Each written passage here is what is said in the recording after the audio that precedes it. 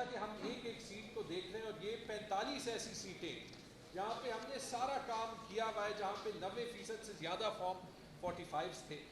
جو اگر کوئی شک تھا نا، کل جب الیکشن کمیشن آف پاکستان نے سارے فارمز 45 یا ایٹ لیسٹ بہت سے حلقوں کے اپلوڈ کر دیے، پھر پینک میں کچھ حلقوں کے واپس ڈیلیٹ کیے، بعض کے رکھے، انہوں نے بہت کچھ جو ہے وہ بالکل صاف واضح کر دیا. اگر آگے جائیں، یہ سلمان راجہ صاحب کی میرے خیال میں سیٹ، سوری یہ یاسمین راشد ورسز نواز شریف صاحب کی سیٹ ہے. نواز شریف صاحب کے 378 ووٹ آپ دیکھ سکتے ہیں، 1 لگا دیا، 1378 بن. مجھے نہیں پتا کہ 3 ٹائم پرائم منسٹر کو کیوں اتنی ہیلپ چاہیے. اور یہ یاد رکھیں گے بار بار ایک ایک پولنگ سٹیشن پہ ہو، سلمان راجہ صاحب آپ کو بتائیں گے. ایک ایگزامپل سلمان راجہ صاحب کی سیٹ کی، اگر آپ اگلے اس پہ جائیں، یہ بڑی فیمس کل ٹویٹر پہ بہت چلی تھی. 173 ووٹ تھے اس پولنگ سٹیشن پہ، اور وہ 173 سے اون چودھری کے 973 بن گئے. بس 1 کے ساتھ کنڈا لگا دیا، 1 کو 9 کر دیا. اگلے جو ریحانہ ڈار ورسز خواجہ آصف کے 209 سے 809 کر دے، 2 کو 8 کر دیا.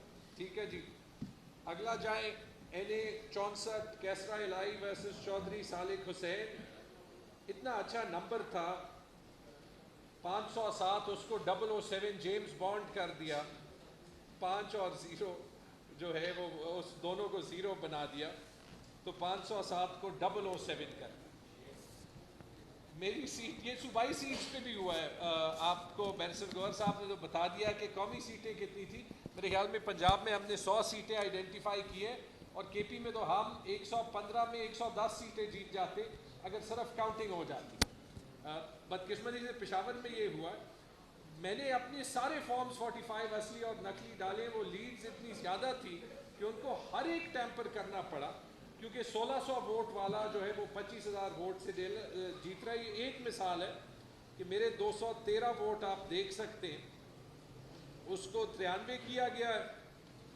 اور جو ایکچول، اور جو جلال خان جو PMLN کے جن کو ٹوٹل 1600 ووٹ پورے سیٹ پہ ملے تھے، ان کے 2 ووٹس کو 122 کیا گیا.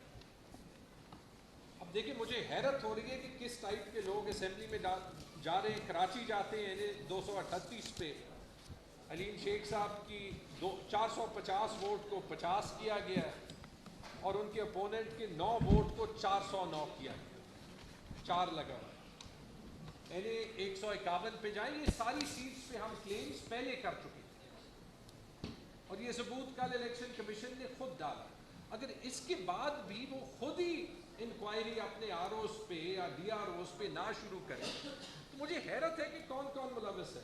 مہر بانو قریشی کے اس پولنگ سٹیشن پہ 497 ووٹ تھے، وہ ٹیمپر کر کے 197 کیے گئے، اور ایگزیکٹ جتنے پہ ٹیمپر کیا گیا اتنی تعداد سے ریجیکٹڈ ووٹس بڑھے. یعنی کہ ریجیکٹڈ ووٹ جو 27 تھے اصلی فارم 45 میں، وہ 327 ہوئے.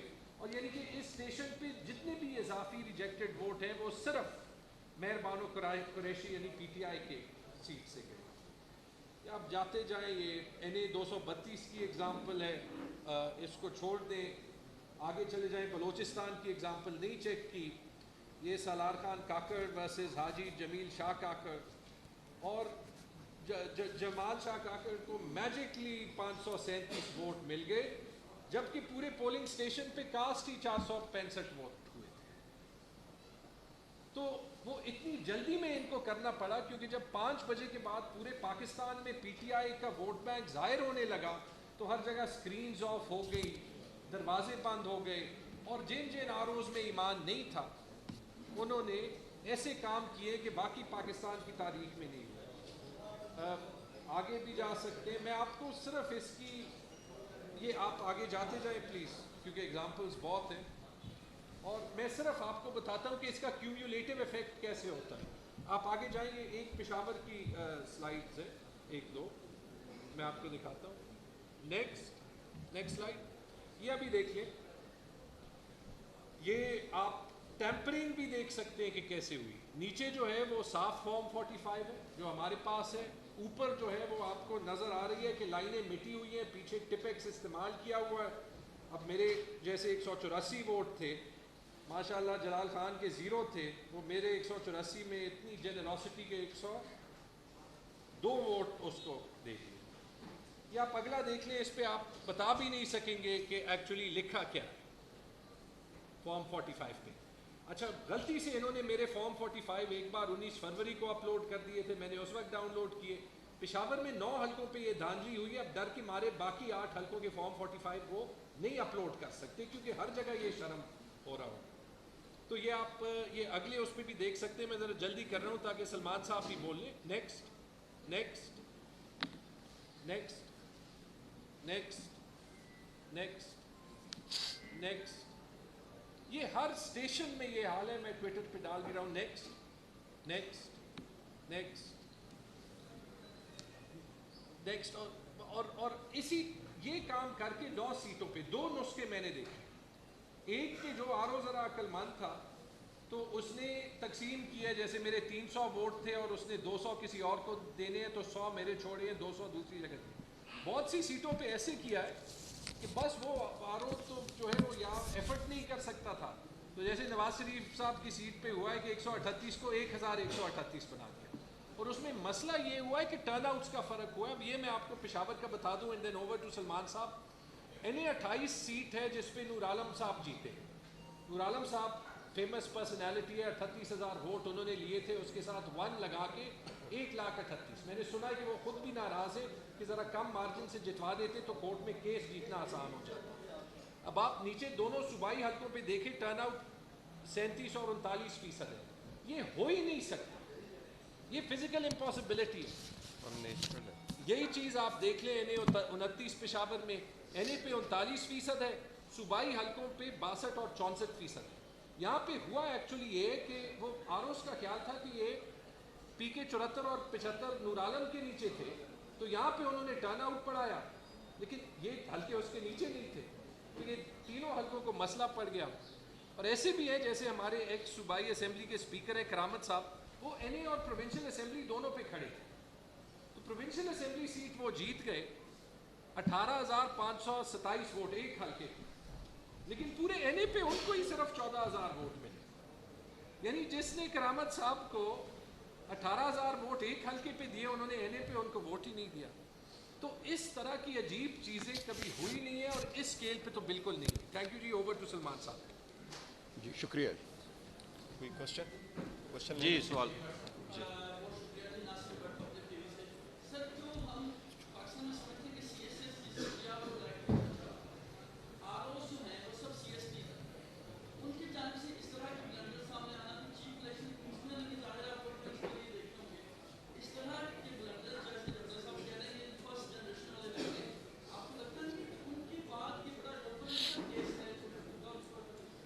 دیکھیں اوپن اینڈ شارٹ کیس تو ہے. الیکشن ایکٹ میں لکھا ہے کہ جو گورنمنٹ سرونٹ ہے وہ بھی ریٹرننگ افسران ہو سکتے ہیں اور ڈسٹرکٹ ریٹرننگ افسران ہو سکتے. اس میں ہم نے پہلے پٹیشن فائل کر دی، برسی دوران ایک اور پٹیشن فائل کر دی اور سپریم کورٹ سے یہ استدعا کی تھی کہ ریٹرننگ افسران اور ڈسٹرکٹ ریٹرننگ افسران جوڈیشری سے ہو تاکہ ان پہ پریشر نہ ہو. جس طرح میں نے آپ کو پہلے بتایا کہ اگر آپ کے پاس فارم 45 آ جاتا ہے اور اس میں آپ کو کوئی کریکشن کی وہ آ جائے، کیونکہ آپ نے فارم 45 کو 46 کے ساتھ ٹیلی کر کے ان سے ریسیو کرنا ہے، وہ ریٹرننگ افسر اپنے نگرانی میں ان کے سامنے کرتا ہے. تو اگر ایسے کیا ہوا ہوتا تو پھر یہ سچویشن ہمیں نہ دیکھنی پڑتی. لیکن ابھی ٹرائیبیونل میں جب یہ جائے گا تو دیکھے گا. لیکن ٹرائیبیونل میں یہ پروسیس ہے ضرور ہے کہ جب آپ ٹرائیبیونل جاتے تو ٹرائیبیونل کے لیے لا تو یہی مقرر ہوا کہ 120 دن کے اندر اندر وہ فیصلے کر لے ٹرائیبیونل.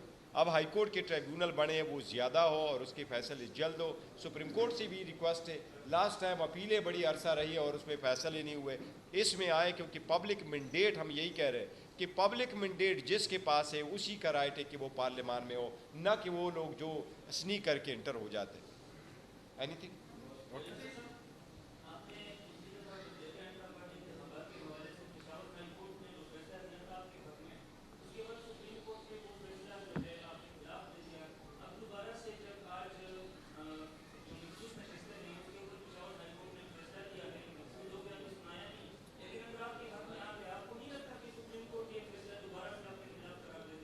नहीं, देखो जहाँ तक इंट्रा पार्टी से वो सेपरेट इशू है, वहाँ हमारे इलेक्शन हो चुके थे, जो सुप्रीम कोर्ट ने कह दिया है वो फाइनल है। बेशक आप डिसएग्री करो, हमारा रिव्यू पेंडिंग है, लेकिन वो उस पर अमल दरामद हो गया और हमने नेक्स्ट इंट्रा पार्टीज इलेक्शन भी कर लिया और कल उनके डॉक्यूमेंट्स हम इलेक्शन कमीशन में जमा भी कराएंगे। इंशाल्लाह हमें उम्मीद है इलेक्शन कमीशन इस मरतबा एक्सेप्ट करेगा।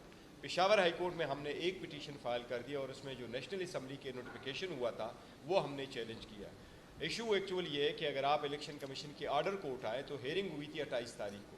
इलेक्शन कमीशन ने अपने ऑर्डर में लिखा है कि हमने ऑर्डर अनाउंस किया 1 मार्च को, लेकिन आप सबको मालूम है 1 मार्च को कोई ऑर्डर अनाउंस नहीं हुआ था। उस पर ऑर्डर लिखा है 1 तारीख, लेकिन डिसीजन का डेट हमें मिला है 4 तारीख को और 4 को नोटिफिकेशन भी हो गई है। तो इसलिए एक को हमने चैलेंज किया है। हमें उम्मीद है इंशाअल्लाह ताला कि अदालत इसको बरकरार रखेगी। ऑब्वियसली कॉन्स्टिट्यूशनल इशू है, जो अदालत का फैसला होगा वही रहेगा।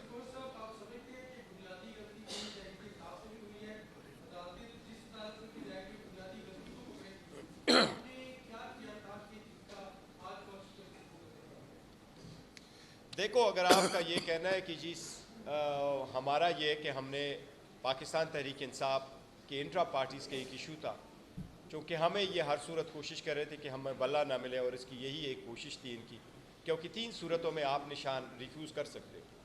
या ये कि आपने 5% वमेन की रिप्रेजेंटेशन ना दी हो कानून के मुताबिक तो आपको निशान नहीं मिलेगा। दूसरा ये कि आपने इंट्रा पार्टीज इलेक्शन ना करवाए हो, और तीसरा ये कि आपने अपने फंडिंग के बारे में सोर्स ना बताया। हमारा सब कुछ कंक्लूड था, ये कहा गया कि आपके इंट्रा पार्टीज ठीक नहीं है तो निशान चला गया। जिस दिन निशान लिया तो निशान का फैसला आपको मालूम है रात 11 बजे आया था, और उससे पहले हमने इंडिपेंडेंट निशानात अलाट हुए थे। उससे पहले रिज़र्व सीट के लिए हमने अपनी प्रायोरिटी लिस्ट भी सबमिट कर दी थी और हमने वमेन और नॉन मुस्लिम की डॉक्यूमेंट्स भी भेज दिए थे और वो फाइल कर चुके थे। ये तो ऑल ऑफ अ सडन ऐसा हुआ कि हमसे सब कुछ ले गया था और लिया कब था, क्योंकि वो डेट फाइल करने की डेट सुप्रीम कोर्ट ने जो दी थी वो 24 दिसंबर था और 24 दिसंबर को हमारे हक में स्टे मौजूद था। उसके बाद हमारे हक में स्टे आया था। कमीशन ने हमारा स्क्रूटनी रोकने के लिए अपने प्रोग्राम को शेड्यूल चेंज करके 13 जनवरी पे ले गया था और 13 जनवरी को भी हमारी स्क्रूटनी नहीं की थी। जब निशान चला गया तो वो यू नो इट कि वो क्या हुआ था उस दिन।